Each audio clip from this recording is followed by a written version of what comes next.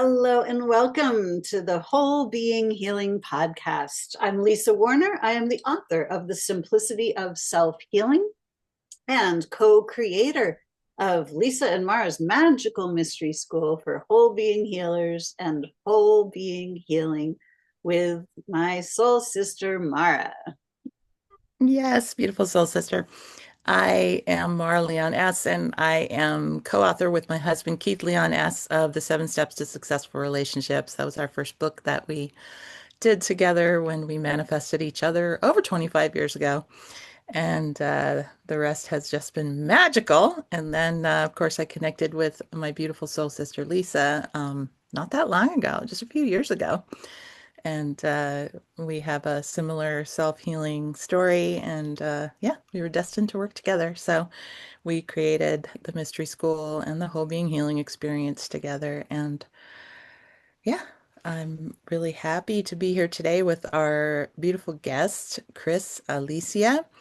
And we let's see, we connected with Chris because Chris posted in a group that I'm not even sure I knew I was in. It was just there. It wasn't like an active group, but all of a sudden there was this post and I was drawn to it and I could feel the energy. And I said, well, let me just go look at what she's doing. And I totally felt the alignment. And so I reached right out and we connected. And this is the first time I think we're actually connecting on video, although we did come to one of your calls that you did. That was really great.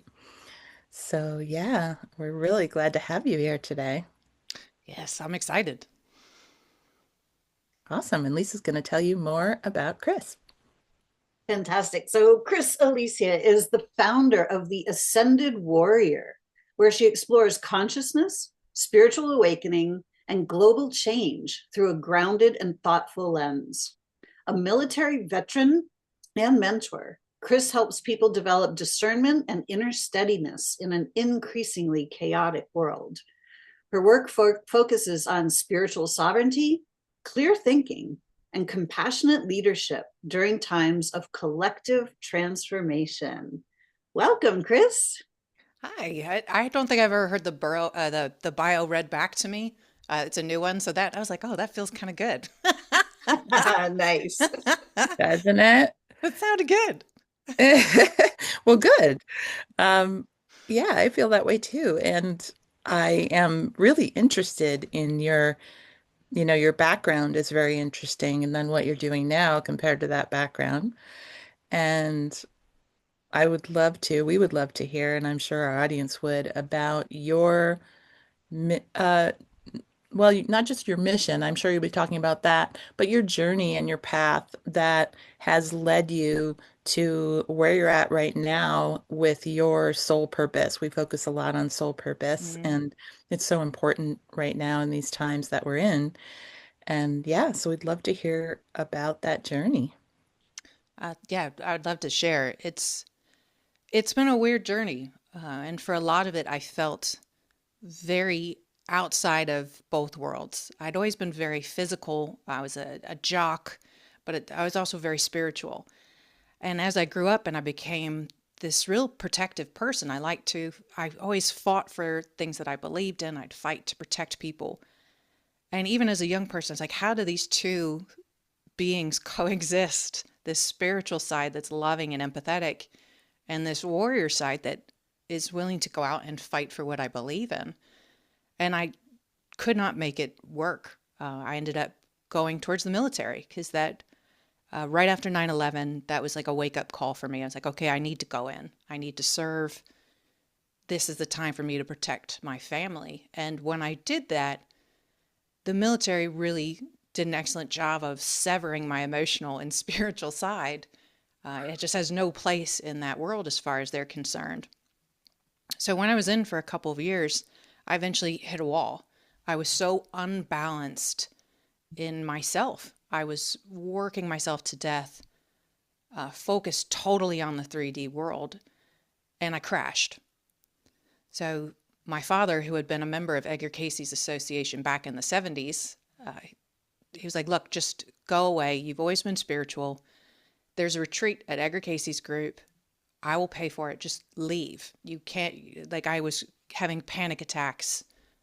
It got really bad. So I did. And during the very first meditation, it cracked me wide open. All of that stuff that I had been suppressing in the military in order to survive and conform just came right up to the surface. And all of a sudden, I was having aha moments left and right. But my worlds were still very parallel. I was still spiritual and then still militant, and I could never figure out how to bring them together. And I knew that was part of my purpose. I I knew I had to come to terms with the fact that my spirituality was not what it looked like for other people. I wasn't meant to evolve and never come back in another life. I wasn't meant to sit in a cave and meditate all day. I was meant to walk spirituality. Mm. And that took a decade plus to really figure out, how does that look? How do I actually do this? In many iterations of me. And I realized that spirituality had to be a presence. It had to be the way I showed up every single day. When I walk into meetings in the Department of Defense, I have to be a complete me. And it takes practice and it takes time. And over this journey of finding how to be this person, not just how to learn spirituality, but how to be spiritual in a 3D world, I came up with a lot of tools that helped keep me calm and steady, which is why when the world started spinning as quickly as it has over the last 8 years or so, I was getting in a ton of messages on what this meant for us. So I kept being told by Spirit, like, don't react, think, feel. And now I've started putting those messages out when I get them. It took me a long time to get comfortable enough to do that. But when I hear about events like the US and Iran, instead of reacting, I immediately go into Spirit and say, okay, how do we handle this as spiritual beings having a human experience? How do we process this? How are we meant to show up? And that has really evolved into what I'm doing now with teaching people how to be sovereign beings in human form. So it's been a lot of evolutions, but I'm finally feeling like a whole person. And it took a lot of life experience to get me there, and all the tools that I've collected along the way. Wow, that's quite a path. It's a lot. It was not linear in any way, shape, or form. There's a lot of zigzagging. Wow. Well, now, I mean, it seems like you kind of did the high level version of what we're all dealing with, which is seeing the separation of ourselves, from Hmm, our true selves. And having done that, then you're able to support others in doing that. absolutely. That was probably the gift of having those two selves be so polar, is I knew from the very beginning that they were separate. There was never a time where I had an illusion about that. I knew they were separate and I knew they had to be together. So I was constantly looking for ways to bring them closer. So it was really a gift that the difference was that clear to me. Wow. And what a gift your father gave to you. That's Yes. really amazing to have a dad that's tuned in like that. Yes, he's had two really good come to Jesus moments with me. The retreat was one, and the other one was going into the military. I kind of got lost after playing sports for a while, and I knew I wanted to join the military, but it was so scary. It was such a scary decision. So I was just being a sloth and working tables and spending my money out every night. So he comes to me, he says, okay, you join the military, you get out. Like you aren't living what you're meant to live. And he was absolutely right. I joined the military the next day. So Hmm. he's had two really profound moments that I don't tell him about because I got to keep him humble. That's so interesting to me that that was not only that it was your path, but I would have thought that if he was so connected to Casey and spiritual principles that you going into the military wouldn't be something that he would encourage. Yeah, I was the first. I was the first in my family to go in. It really wasn't something that our family was believed in or was passionate about. They're fairly pacifist people, like to meditate, very empathetic family. But it was me. I think he recognized that that was a part of who I was, that both of those things were a part of who I was, which is really special to have somebody see you that clearly.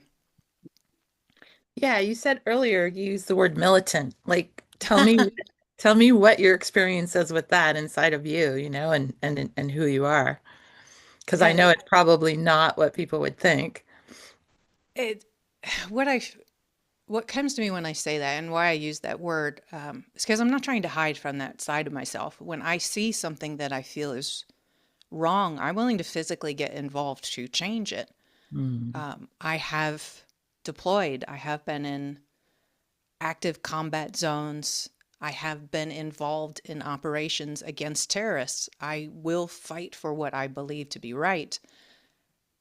But I never forget the spiritual side, which is every actor involved in this is also a soul having a human experience. Mm. So you have to come to terms with that.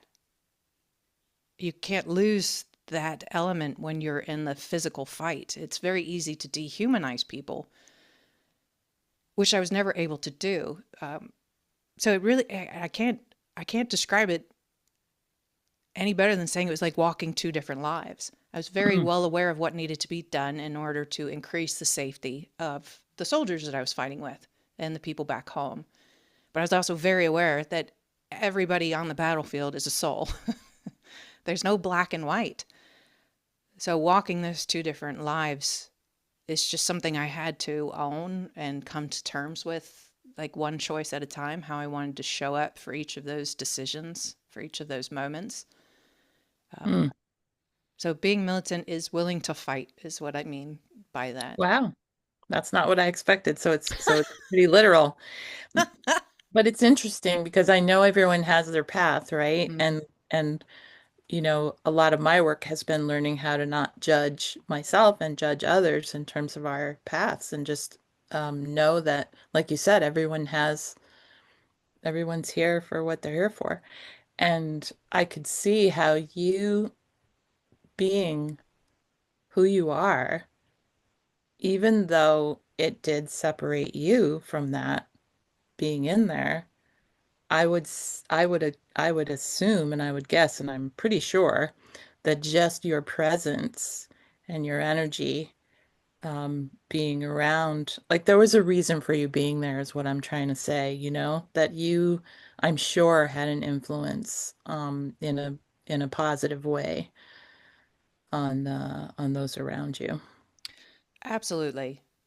People always knew I was different. They could feel something different about me. Um, and I've had many people comment over my career, like, why are you so happy all the time? Just silly little things like that, because that's really all they could recognize.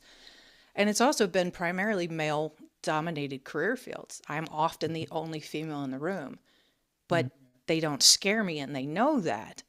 So, especially over the last half decade or so, where I've started to embody my sovereignty in those spaces, I have felt the difference in how I'm received. It's still not positive. They still don't necessarily want me there, but they don't affect me anymore. And they can tell I'm not afraid. I'm meant to be in those spaces. It's uncomfortable for them, but I'm meant to be there. That's so interesting. How how was it when you got there into the arm, into the services, and like was it what you expected or was it completely different, or like how was that experience to begin with? Because I'm sure there was a big period of adjustment time at the beginning. The military, I recommend it for anybody who's looking for some direction and looking for themselves outside of school. The school system doesn't really help you find you. The military does, because there's really nobody there to coddle you. You figure out what you're good at, and you figure out what you aren't good at very quickly. So I would never have thought I was particularly intelligent until I went into the military. I was like, oh, I am smart and I can do these things. So it helped me find myself in a lot of ways and grow up very quickly. So it was important for me to do that. But I also saw the flaws very quickly. If you look at society as this macrocosm, a military is a microcosm of society. It's protected, it evolves slower, it moves like a battleship. It can't maneuver very quickly, it can't change very quickly. It's got a lot of old energy and methodologies to everything. So I got out after 4 years, but stayed with the Department of Defense until recently because I loved the work, but I was very aware of the flaws. The human aspect operated like it was out of the 1960s and still does in a lot of ways. But it was that grounded experience. How do I stay calm and steady in the worst situations that I could be in? How do I pick myself up after getting knocked down time and again? How do I find myself when they don't want me to? Those were the life experiences that were really the biggest teachers for me as an adult. So it was critical for me to go through that to become who I am. Wow.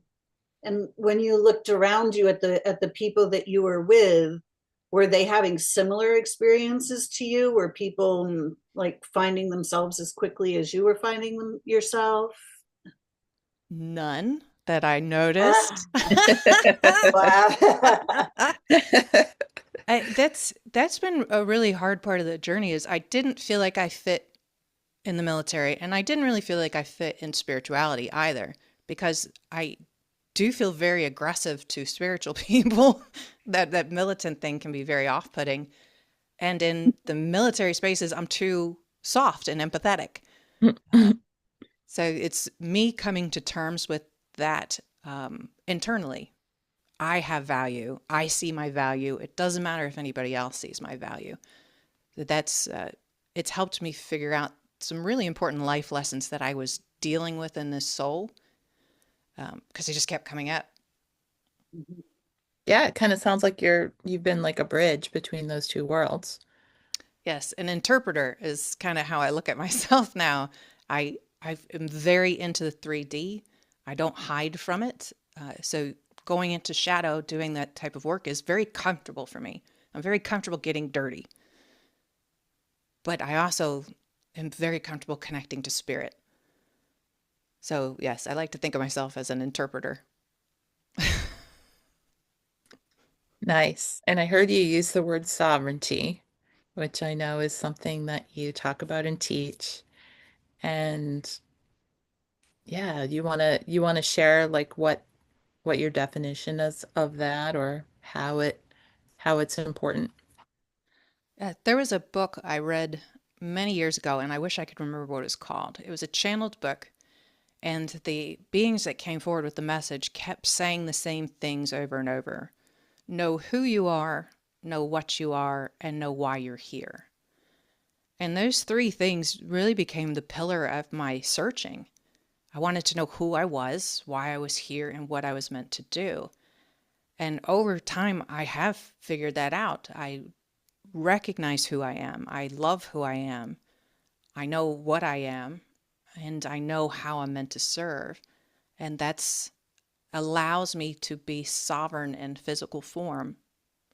It's this beautiful triquetra of knowledge, energy, acceptance that just allows me to be. And I often see this vision of myself standing in the middle of a tornado and the whole world is spinning and spinning, but I'm calm and stable and steady. And that's how I like to that's what I like to teach, and that's what I like to bring forward with my podcast and just my presence. Did you feel that way a lot growing up? That you were kind of being able to be calm and steady when everybody else around you was not? In very extreme circumstances, yes. Whenever something bad would happen, it would like snap me into center. So there were many times where I was the one not panicking and trying to figure it out. So it was definitely something I was born with. I always thought like I was saving people's lives, but it was probably not as dramatic as I remember it. But it would snap me back. It would snap me into, okay, you need to do this, this, and this. Or don't react, respond. Take a breath, take a pause, and then respond. So yeah, I guess it was something that I had even as a kid. Wow. I'm sure that Yeah, that had a lot of positive influence on the people around you in the military that you were being soldiers with. Yes, people like they liked my energy. They still like my energy because they think of it as like not being affected by things, which is not necessarily true. I just see the purpose behind things. I've trained myself to see the soul purpose behind events, to see the souls behind actions, and it allows me to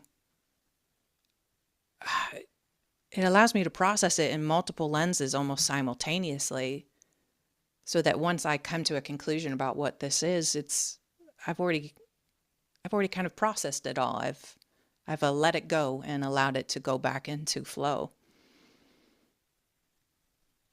Wow. awesome. Yeah, that's so important for people because so many of us have either, well, everyone, we've either experienced our own trauma in whatever ways, or we're experiencing the trauma of the world Mm. because it's being just projected onto us like 24/7 from every direction. And um for most people it's like you either try to tune it out or you got to find a way to handle it. Yeah, And especially, like more and more so it seems. Seems like everything is just like heating up at yeah. this time, and people seem to be needing more support than ever with that. It's very cumulative. With all the spiritual work as well, we feel that things are coming to a head. That a lot of the lessons that we've learned over the past 50 to 60 years are finally coming into play. Can we do what we say? Can we become who we want to become? And it's cumulative in the 3D world in the sense that we have had negativity piled on us for so long that it's wearing on us. It's triggering us. We're like living in this activated sense of emotions. So everything is raw and urgent. So on both sides of the spectrum, things are coming to a head. The only thing you can control is how you show up for it. You can't stop the world from spinning or putting out that negativity. But if you boil it down to, okay, what can I do? Well, this is it. You can control yourself. So I can't tune out the world. I don't want to. It's not part of my path. I don't judge anybody who does. I completely get it. But for those who want to stay connected to the world without collapsing into fear, there are ways to train yourself and things to practice every single day. Yeah, I think that's the key is to practice every single day, to practice when it doesn't count. Practice feeling good, feeling balanced, feeling calm, feeling centered. Mm, No matter what the world is doing around us, we have the ability to bring ourselves to center, to be calm. mm. And that makes a difference. Just your presence is contribution. You are contributing to the peace of the entire world when you can just sit here and allow that tornado to spin. We don't necessarily feel that like we feel like we need to make bigger differences. We need to get involved. We need to protest. All those things are great, but it starts right here, and this will affect people in your world. So if I know how overwhelming it all feels it right now, But if you really boil it down to what can you do, this is it. Start here, end here. There's a lot of work we can do that will allow the world to feel less controlling of you. Mm, nice. Yeah, we were just talking about how the mind just wants to loop and spin around and around Yeah. with all these thoughts that really are just perpetuating Uh, it's the same the thing the mind instead of is a tricky beast. It's Mhm. there to protect us, but it's like a memory chip in a computer. It doesn't anticipate. It doesn't know if the threat is physical or philosophical. It just feels threat and it sends all these messages to your body. Something's after you.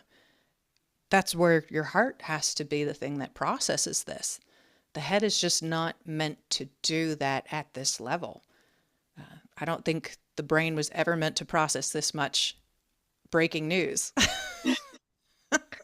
Right? And with your experience of being in situations that really were Mm, dangerous, you can probably really discern the difference between like fear that's real yeah. about like actually imminent danger in a situation, or it's just being, you know, it's just thoughts in the mind, but it's not anything that's like presently real.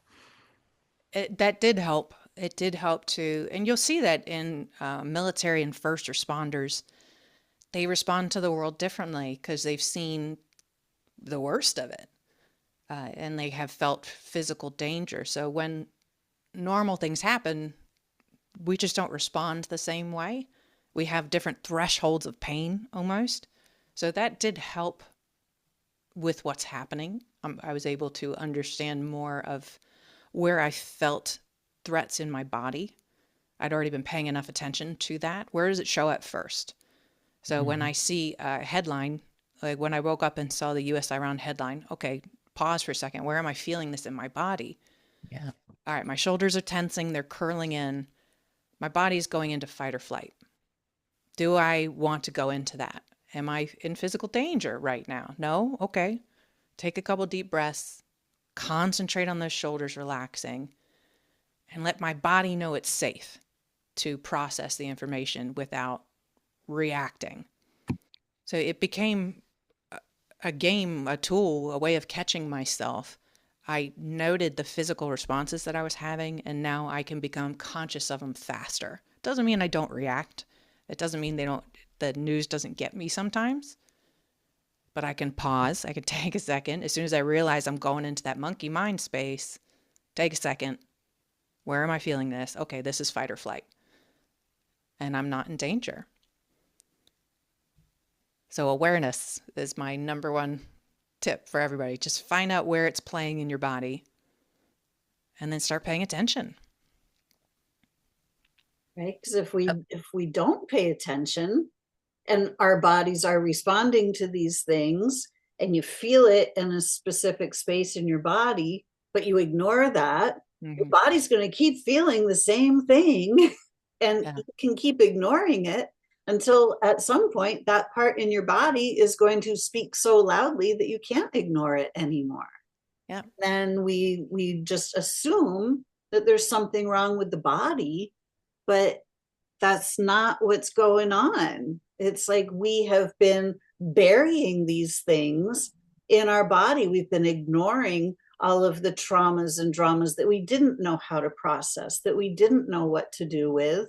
We just kind of shoved them in there, like, okay, well, I don't know what to do with this, so I'll just put it in here and let it. And then, to be able to heal ourselves is that process of excavating all of Mm. these things that we have, shoved into the body and just allowed to fester.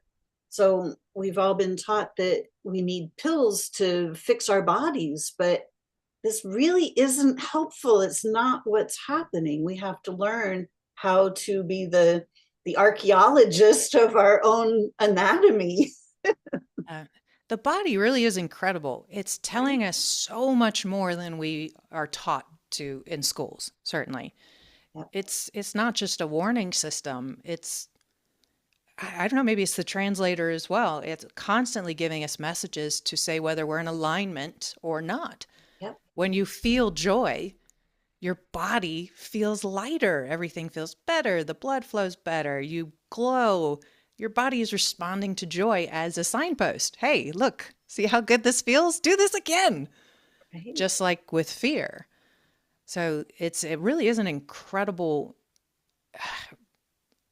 not a machine, but like a partner in our incarnations. Mm. And to be able to integrate feeling joy with feeling what you feel when you hear about a country being invaded and Mm-hmm. people going to war.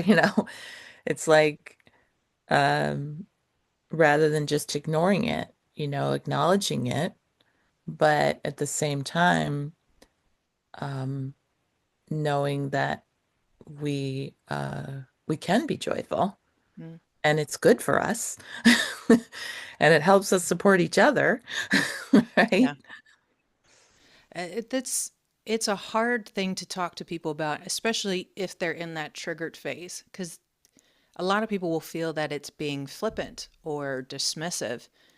This is not about bypassing what's going on in the world. This is about holding it in a different way. So I recognize it's happening. I understand the possible ramifications better than most people in the world do on what's happening because it's part of my job. But I don't live in fear. I can't allow myself to live in fear because that helps no one. So Right. instead, I focus on joy, on knowing that those souls are loved and cared for. They're all perfect on the journey that they're on. I create meditations to help ground myself into that feeling. So it's not dismissing the world being exactly as it is, it's accepting it exactly as it is. And that's a totally different flavor, which is still triggering to people. Yeah. Yeah, I had people in my family where it seemed like they felt like if anyone anywhere is suffering, then I cannot not suffer. Like I'm a bad person if I do anything but feel like I'm suffering myself. Yeah, I think that's something that religion taught us. There's a Hmm. lot of guilt, even in communities, in society, the way that they raise people, guilt and fear are very easy to control.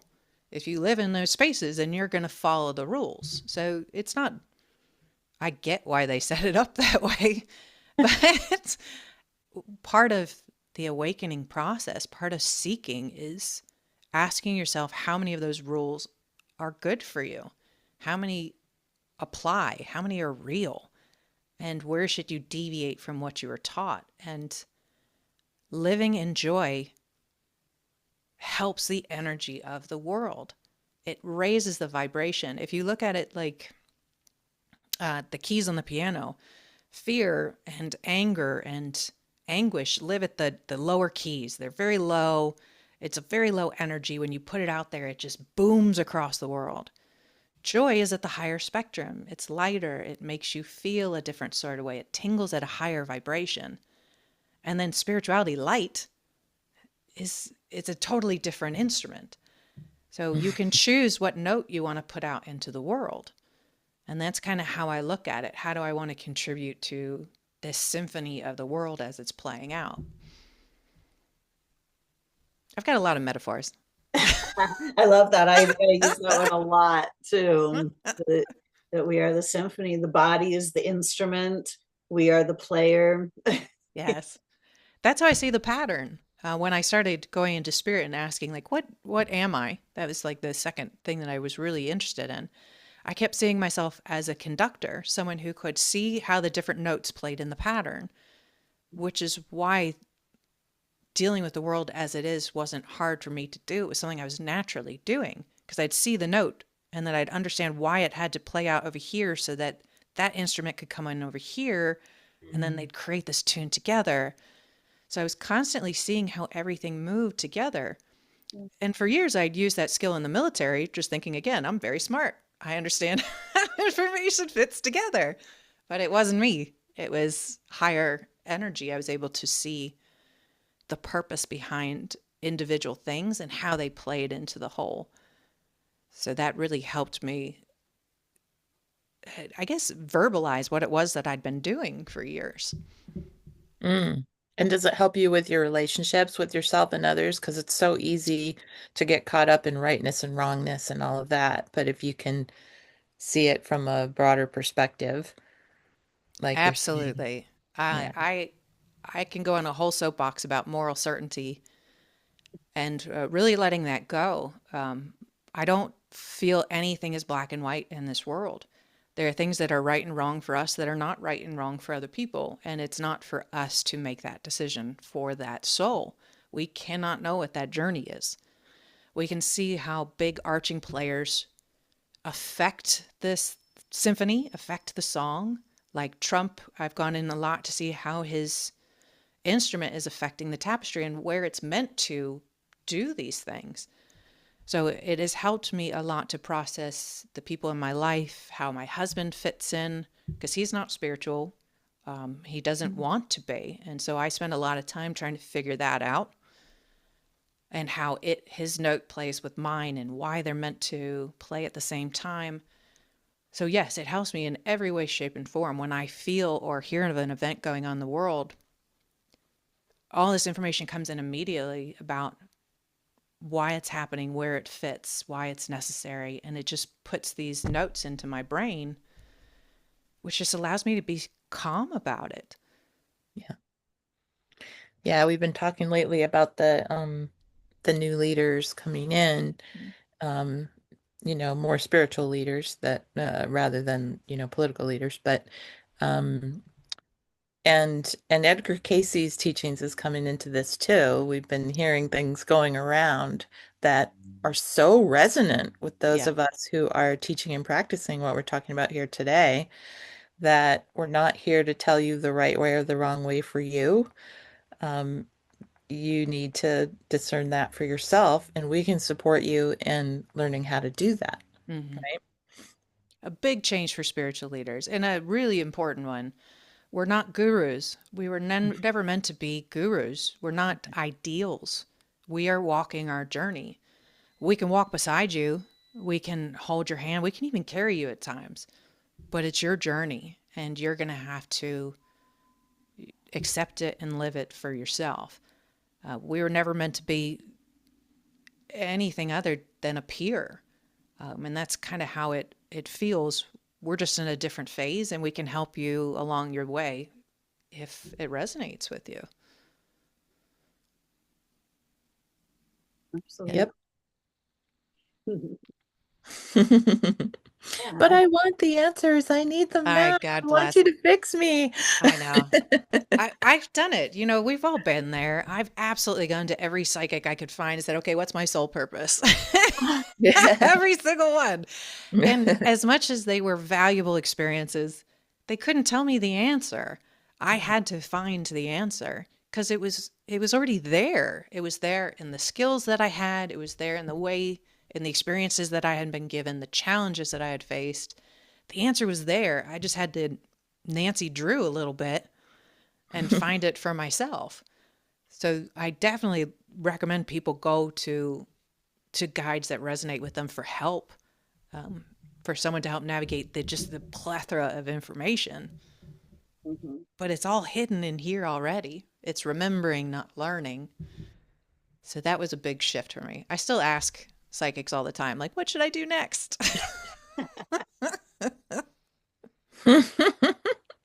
It's easier to get answers from other people. We can't always see ourselves clearly. So it's nice to get some good help. Yes, and it's good to be discerning about the help that you get. So the more we can learn to turn off the sort of programmed um, uh, tendency to go with the thing that is the loudest and the scariest, or, Yeah. looks like, oh, you need this, it's going to fix you, instead of feeling the resonance, like I felt the resonance with what you were sharing, and I said, oh, let's let's get her on as a guest. And I didn't necessarily know why.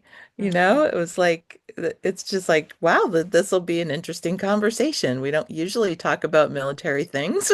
Ah, And yet, that's not really what we're talking about, right? it's it's all connected in this really beautiful way. Uh, like I said, the military is a microcosm, and there are people like me that exist in there that Yeah. felt called to serve, first responder or otherwise, and still want to find themselves and be their true, authentic selves. It's a very hard path, but I know people are walking it, and I know they're meant to. You think of like an angel coming down and working in those fields, that being is meant to be there, even if they never feel seen or valued. So it's really beautiful to be able to reach out and hear other people who are walking on those paths. Right? And Yeah. it's so important if we're going to have peace on earth to have people in your position Mm-hmm. who recognize those two very disparate worlds, to have been able to walk that middle path and bring the spiritual and the militant together, because Yeah. that's what it's going to take for the healing of humanity. Yeah, we're insiders. Like we've already infiltrated all these little organizations with our high energy and our happy personalities. Right. The change won't come from spirituality battling the physical life. It has to, we have to embody both. And that's where real change will come in. And one of the things that Edgar Casey said that stuck with me, and I read this very young, he talked about there would come a time where a lot of souls would start to exit the world because the shift was happening. And during the shift, the soul could choose to be here physically and go through the shift in physical form, or to leave and do the shift back home. And those who would stay here were warriors. They were here to ground in the energy of sovereignty and to hold that light post for others to follow so that they could see the way. It's not going to be an easy journey. It's meant to be difficult, but the fact that we are here, even having this conversation now, shows how strong we are and how much we have to do and give in this world for everybody who's still here who is going to do the shift in physical form. So it's a really exciting time. I can feel it happening. Um, and I'm honored to be here for it. It has not been easy, but I'm very proud and happy that I'm here for this life. Yeah. Absolutely. Yeah, it's not easy, and it's almost ironic that those on this path, we're all like highly sensitive. So it makes it very challenging, and yet it makes it like, who else is gonna be able to do this, right? It's like an accelerated class. This is your graduate school in 6 weeks instead of a year. You're going to get hit with all the energy and all the challenges in this lifetime. Hold on. It's all coming to you. You got to feel everything. And then Hmm. you got to figure out how to be sovereign and connected to source on top of all that. Good luck. Just Right? push Oh you my out. gosh. I remember, like, I think it was right at the beginning of, all the COVID stuff in 2020. And I had been, so connected to the spiritual movement for years. And I did not realize at what level I was still spiritual bypassing because it was helping me to just be in that place of just peace and love all the time as much Yeah. as I could, was helping me to not be, you know, like falling into a hole, basically. But as I started to, look at some of what was being shared by sort of the early ones who were sharing things, or maybe I was just finding them, maybe they'd already been there sharing these things even before that. And they were saying what you just said. They were saying, like, The spiritual path is the human path. Like Yeah. you need to just be like completely in your humanness. And that is what we're doing right now. And at first I was just like, oh God. And then but at the same time I was like, okay, thank you. You know what I mean? It was like it was good to have the permission, it was good to have the clarity, but at the same time it was like, oh God, why can't I just ascend? I remember that vividly when we first started talking about the shift and this evolution that we were going through after 2012. I was like, yes, we're going to have parallel lives. Like we're going to have utopia over here and I'm going to get to, I don't know, float over there. I don't know how you get there. Nobody talked about the specifics. And then the rest of the world would be down here doing its thing. That was very eye-opening when I realized that was not how it was going to happen. It was bringing that with me into the mud, into the physical. That's why we incarnate. We're perfect spiritual beings. We don't need to come here. There's no forced lessons plans on us. These are volunteer opportunities. And that's something that really resonated with me and shifted my mind on it. Nobody pushed me to do this. So why wouldn't I be human while I'm here? So you're absolutely right. I like that permission to be human. We're not meant to float up to utopia in physical form. We don't need to. We can do that back home. Hmm. And home has always been my word for source. And I've done a ton of work and research into life between lives, which has helped me with that pattern recognition. Like, what do we do when we're not physically incarnated? So doing regression works back there and just feeling the completeness. It's everything. It's home. It's perfect energy.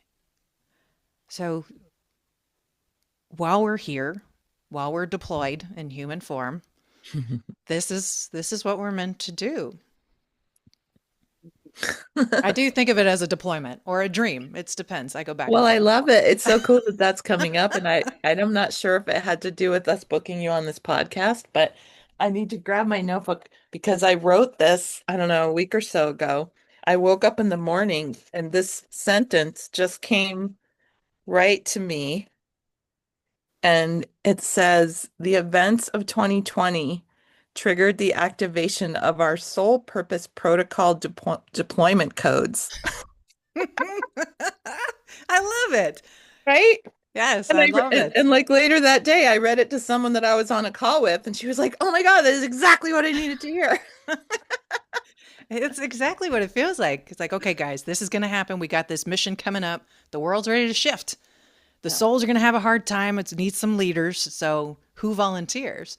And then we all raised our hands. We're like, okay, I'm ready to go.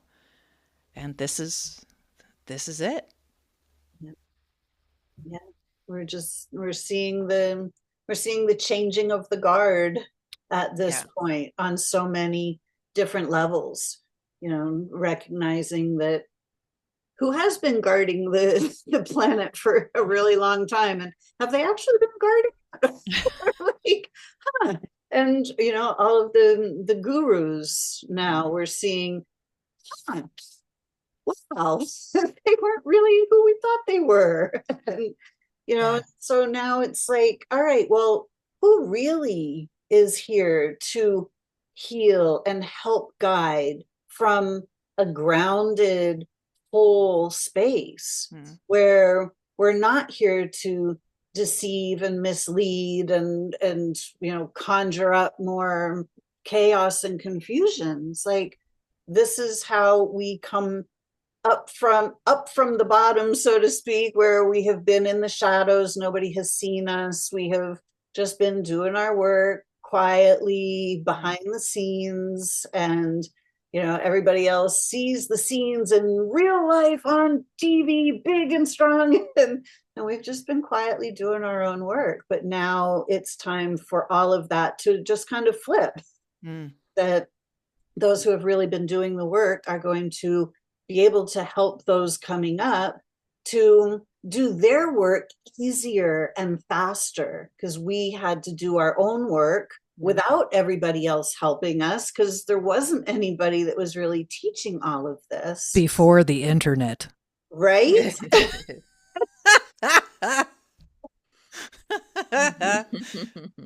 I don't know how we found anything, honestly. Bookstores? I think we went to bookstores. Yeah, we actually had bookstores back then. And books. Real And books. I love the artwork behind you because it's perfect for this message. And I think it's important. I feel it's important for spiritual people to realize that they're not exempt from this question. It's not just the people in the 3D world who have kind of lost sight of why they're here, who aren't seeing why they're here. It's also the spiritual side. And you're seeing that a lot with people who are not doing what they say or who are promising things that are just not theirs to give. So we all have to ask ourselves, like, where is our individual truth? Where does it feel right for us? So we're definitely not exempt from this shift changing how we see the world and how we show up for it. So face it with curiosity, face it with courage. Don't be afraid of it. Play with it. Spirit is here to constantly give you signposts if you're going the right or the wrong way. Mm-hmm. Yeah, and there's been so much confusion and wounding and trauma as far as spirituality and religion, whether it's religion or non-religious, it's like I think so many people are kind of now just like, I don't even know if I want to look at that. And yet it's still in us. We can feel it. We can feel the resonance. So we want that resonance, but we just need support or inspiration or connection. We need alignment. We need to feel that alignment with people who are speaking about it in a way that makes sense. Yeah. I heard someone said the other day, they commented on a post, spirituality is overused. That term, like spirituality is everywhere. Everybody's saying they're spiritual. And I totally get what he meant. It's an oversaturation of this idea to the point where you don't even know what it means anymore. For me, it just means true self, connected to you, however that comes to you. If it's source, if it's God, if it's angels, it's different for all of us and it's meant to be. So whatever makes you feel the most aligned with your true self and most joyful in your own presence and unconditionally loving of who you are, do that. That should be your spirituality, whatever that looks like. Right. It's whatever it looks like. But I remember from a young age just being aware that all these different religions, whenever I would talk to somebody from a different religion than my family was practicing, like I could see the essence and the core of it, of both of them being exactly the same. I wasn't looking at all the details. And so we'd have a conversation about it, and then they'd realize, oh, well, yeah, that's the same. You know? So it's really the same thing, but we each have our way of experiencing it and connecting to it. Yeah, I love studying religion. I even took several courses in college just to dive deeper into them because they're the way they're set up, the way they divided, the way they dehumanize each other it's like the fundamental human lessons in such a black and white form. How do you see people who don't agree with you? Are you willing to talk about it, or should they just go to hell? It's like this very clear path to me. I'm like, you guys made this so easy for me to see this is not correct. But it's the human experience in a book. So I've always loved studying it, but the core of all of them is the same. The fact that they won't see each other is the same. So that's why it doesn't resonate with a lot of people now. It's okay to find your own truth. You don't have to follow anybody. Exactly. But you have to be courageous enough to lead yourself. Yeah. Know who you are, why you're here, and what you're meant to do. And I just kind of use those like my guideposts. As long as I'm making decisions towards those three goals of my life, I feel like I'm in alignment, whether they're tiny steps, whether I go backwards a little bit.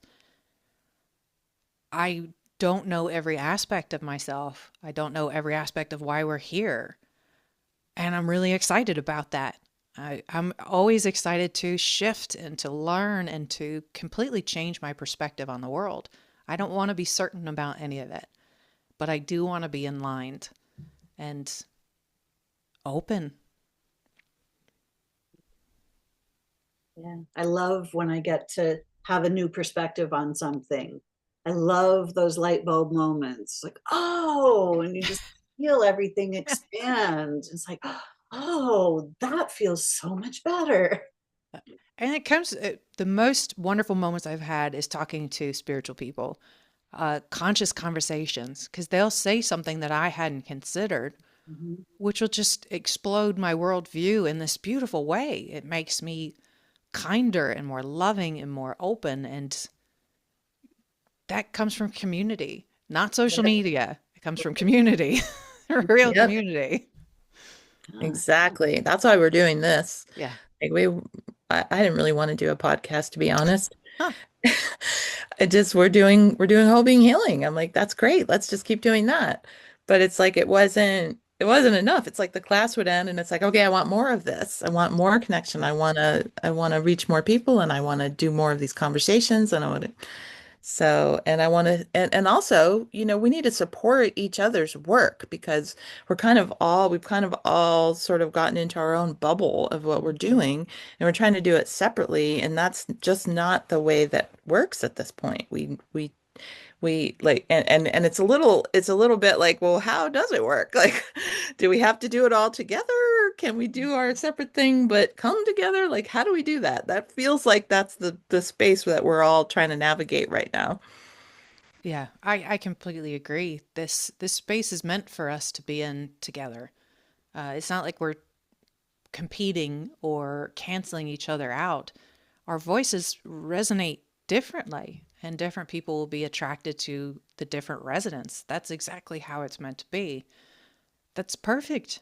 So the more we speak together and share with each other, especially of the messages we're getting in, I mean, that's so critical. I feel like each of us has been handed a couple puzzle pieces, but we don't even know what the picture looks like. So we got to keep working together to put this puzzle together. See, another metaphor. I got tons of them. I love that. And because we've been kind of the way we've been trained growing up is that the world is this big puzzle and you just have to fit in. You got to figure out where you can fit your piece in, make your piece fit into the world. Yeah. I was like, I don't know how to make my piece fit in. It doesn't feel right anywhere. Right? Like, oh, wait a second. I stay the same. I don't have to change my shape and form. The other puzzle pieces come to me, and then together we all create this big puzzle. Oh, all right. This feels much better now. And it takes a lot of the onus off of us as individuals. Uh, Right. how we show up and what we're meant to do is completely different. Mhm. And just your presence listening to these types of podcasts, contributing in any way you feel, or just sitting and being in joy, it's contributing your puzzle piece. If you feel called to heal or do those other things, that's wonderful too. There's no greater or lesser, they're all contribution. So we just got to figure out what that is for us. You got to find out what the sides of your puzzle piece look like. Exactly. So it always starts here. Yeah, for sure. And there is no competition between puzzle pieces. One Right. piece is not superior to another piece. They all fit where they need to fit.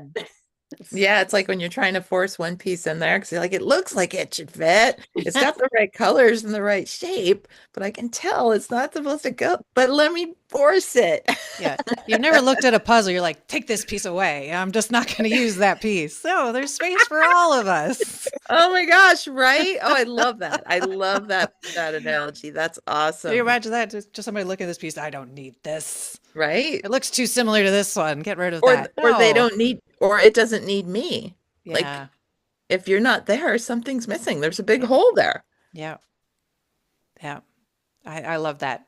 Gonna have to play more onto that one. Hmm. Yeah, Right? I really love it because we've all been taught to to give our power away, to follow the guru, you know, to do the thing.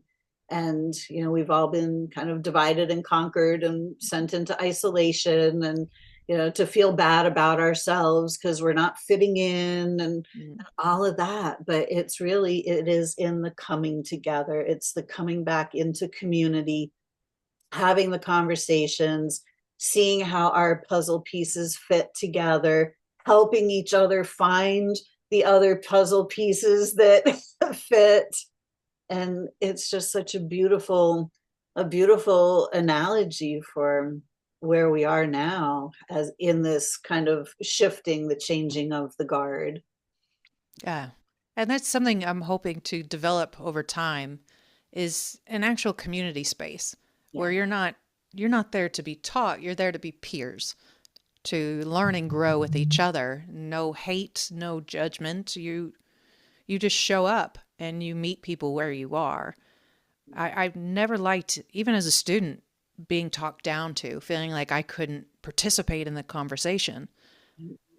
So I don't want to create that for other people. I want to create a space where we can all be seen and heard. Absolutely. Yep. And you are. That's what you're doing, just like we are. Yeah. We're all creating that. Yeah. It's awesome. I can tell you. Ours is still small, you know, we're just starting out, but it's so beautiful when people come in and you can feel that tentativeness, you know, they're not sure if they even want to show their face or speak their voice. And then they see others doing it and they're like, oh, wow. Yeah. Like these people are speaking about real things, like, and they're being vulnerable. And the energy feels so good. Like this, like it's just love. It's just support. There's no judgment here. It's awesome. That's how it's meant to be. We're meant to show up for each other like that. And it's so hard to find things nowadays because there's so much noise. So whatever you feel aligned to, and if you find out later it's a guru type of situation, be gentle with yourself, step away, and try again. We've all been there.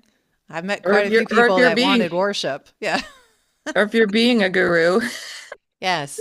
And you're like, maybe I don't want to do. Yes, I went too far. Yes. I've seen people that started out with the best of intentions, but it's not a guaranteed path. We still have to make decisions. And you can make a decision to go into ego. And you see it all the time, or to go back into some weird shadowy places. You see that too. So we're not done. We're not finished beings. Our identity is still unfolding for us, let alone for the world. Yep. Beautiful, exciting journey. Yes. Not easy, but exciting and meant to be. That's it. Exactly. Yeah. We can embrace that excitement and not fear it. Yeah. I tell people, just follow that sense of excitement, that playfulness, and that joy. Those are good feelings to tell you you're on the right path. If you're feeling fear and anger and hate, stop for a second and look around and ask yourself if you want to keep going that way. Yeah, unfortunately, those feelings can be like addictive in the weirdest way. Absolutely. And you see it on social media. Social media is a wonderful example of how that addiction plays. It's feeding you content that it thinks you're going to click on. And the content you're most likely to click on is stuff that makes you upset. It's emotional clicking. Instead of emotional eating, we've got emotional scrolling. Yep. And they figured out that algorithm. We just haven't figured out that that's how they're feeding us this content. So we can make the decision not to click on it, or if we do, to process it differently. Yep. But they're not going to stop. So you got to figure out your own role in that one. Yeah. Ways to figure out what the game is that's being played. Yeah. So that those are played. Those are created to be addictive. I went to a conference on TikTok when it first came out, and they were talking, it was within the government, and they were talking about how it was created to activate the brain. They paid attention to how long a brain could focus without needing stimulation, whether the brain was more active when this content went left to right versus up and down, what Yeah. colors would activate certain brain waves, and they created a tool that would be addictive. And it was very effective. Yep. It's very, very well created. Yep. Same thing they did with processed foods back way back. Oh, yeah. Right? Yeah, Same that's thing. another heartbreaking one. Yeah. It's important to realize the systems are not in place for the people.